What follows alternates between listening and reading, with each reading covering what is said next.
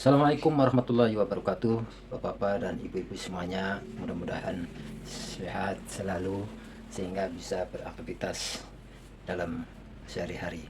Pada kesempatan malam hari ini, yaitu malam Jumat, eh, 10 Oktober, disampaikan di Masjid Istiqlal. Biasa disampaikan pengajian eh, yang disampaikan oleh Kiai Haji Bukhari Sa'il At-Tahiri LCMA. Pengajian ini mengkaji kitab Jami Karomatil Aulia. Mari kita ikuti bersama-sama. Mudah-mudahan apa yang disampaikan oleh Kiai Haji Bukhari Sa'il At-Tahiri bisa kita ambil ilmunya, dan kemudian tentu saja kita harus bisa menerapkan di dalam kehidupan sehari-hari apa yang kita sampaikan, yang disampaikan. Mudah-mudahan bisa dipahami oleh kita juga.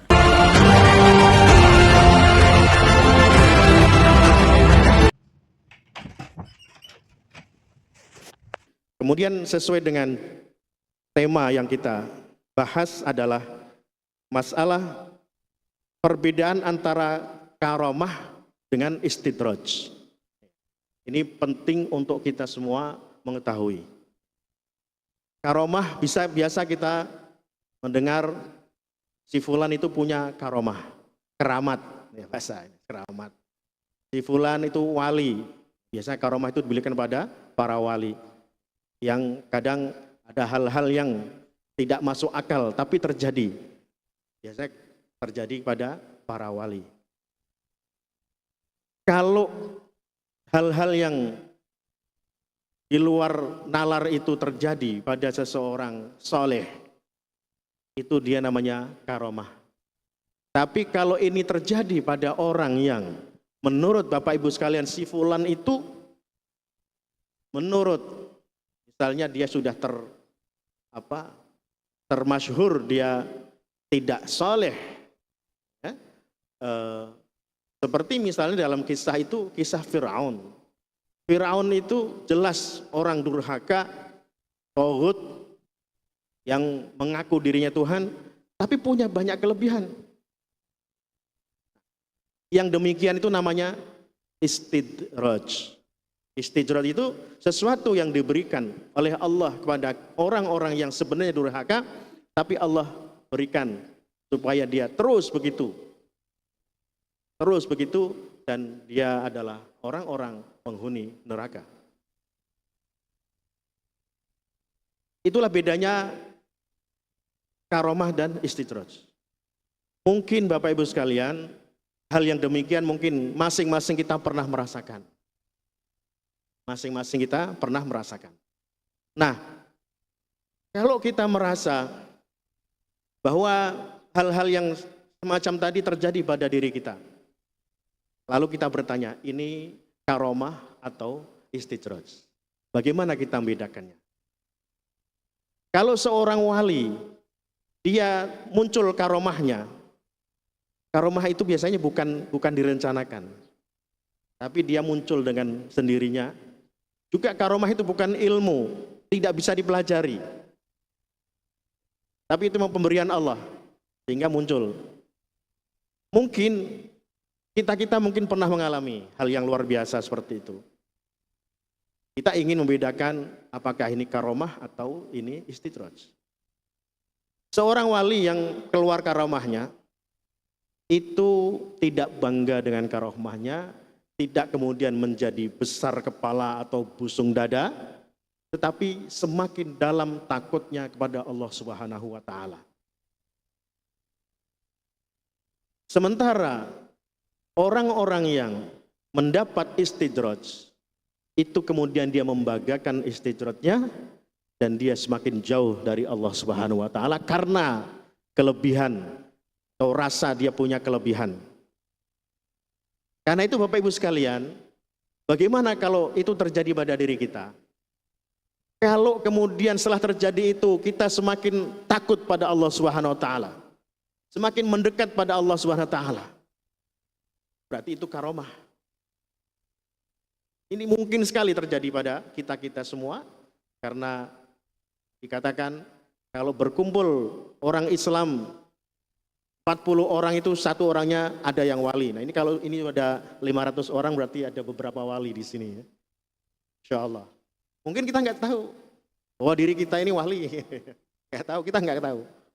Karena tidak ada pelantikan menjadi wali, tidak ada. Tapi kalau orang soleh itu kemudian Allah berikan hal-hal yang mustahil, biasanya mustahil tapi bisa terjadi. Bisa jadi itu terjadi pada diri kita. Nah, apa yang tadi dikatakan tentang istidraj itu antara lain ahaduha al-istidraj qala Allah Ta'ala sanastadrijuhum min haitsu la ya'lamun dalam Quran ya. Dia diberi istidraj di mana orang itu tidak tahu. Orang itu tidak tahu. Tetapi setelah terjadi peristiwanya, mungkin berkali-kali terjadinya, dia kemudian tahu dan dia bangga. Dia bangga merasa dirinya wali. Nih, justru kalau dia merasa dirinya wali, bangga, justru itu menurut kitab ini itu istidraj. Kalau orang itu kemudian bertafakkur, muhasabah kepada Allah, apakah ini istidraj atau ini karomah, kemudian dia takut kalau ini sebenarnya adalah istidraj.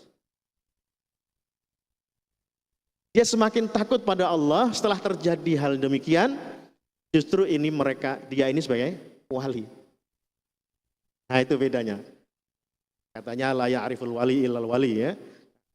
Wali itu kadang kita tidak tahu. Karena ada wali mastur, wali yang tersembunyi, yang kita tidak tahu. Orang ini kelihatannya biasa saja, tidak ada prestasi yang cukup dikenal, tapi orang ini soleh, orang ini rajin ibadah, dan ibadahnya tidak dipamer-pamerkan, sehingga mastur, dia orang tidak tahu. Dia ternyata kalau di rumah tidur malam dia selalu bangun malam. Tidak ada yang tahu, tetangganya tidak tahu, dia tidak pernah cerita. Pagi hari dia ke pasar, membawa sarapan, bawa roti. Orang rumah tetangganya tahunya si fulan ini ke pasar atau tempat kerja, dia tidak puasa, dia mau sarapan di tempat kerja. Tapi ternyata bekal tadi itu hanya dibawa, ternyata dia puasa. Begitu, dia selalu disembunyikan ibadahnya karena takut kalau kemudian riya. Karena dilihat orang yang tadinya ikhlas, dilihat orang, waduh puasa terus, akhirnya dia bangga, ini menjadi riya. Ya, yang demikian, kita juga berhati-hati pada orang yang kelihatannya sederhana, tapi orang ini tidak pernah menyakiti orang ini nerima apa adanya, soleh. Hati-hati. Ini bisa jadi orang yang demikian ini wali, walaupun dia tidak pernah menunjukkan dirinya hebat. Dia hanya seorang petani, dia hanya seorang pedagang di pasar, dia hanya seorang pekerja biasa, tapi kesolehan hatinya diterima oleh Allah Subhanahu wa taala. Dan Allah tetapkan dia sebagai seorang yang wali, artinya orang yang dipercaya oleh Allah, yang dekat pada Allah Subhanahu wa taala.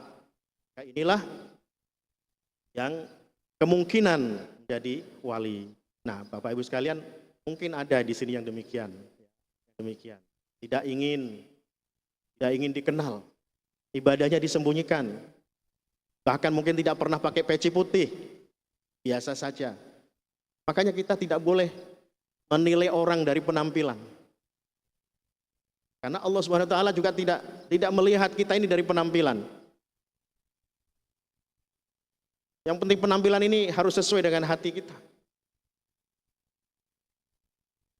Orang yang tadi yang sengaja menyembunyikan ibadahnya itu ada sangat besar kemungkinannya mungkin dia seorang wali, Baik, kisah dikatakan bahwa dulu ada di Kudus, ada seseorang yang orang lain menganggapnya gila. Dia dari pasar, compang-camping, ya pakainya. Tapi satu saat ada orang yang bersowan ke rumah Mbah Khalil Bangkalan.